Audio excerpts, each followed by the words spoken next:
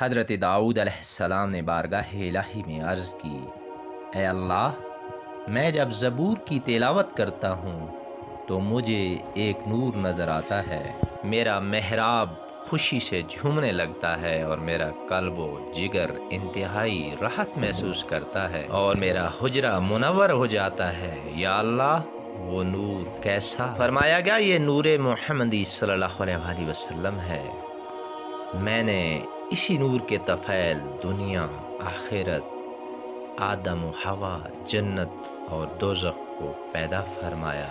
हज़रत दाऊद अलैहिस्सलाम ने बुलंद आवाज़ से नाम मोहम्मद सल्लल्लाहु अलैहि वसल्लम लिया तो परिंदे, जंगली, वहशी जानवर, कोह दश्त, बयाबान और सहरा से गूंज उठी कि सद्दक़्ता या दाऊद, यानी ए दाऊद, आपने सच फरमाया।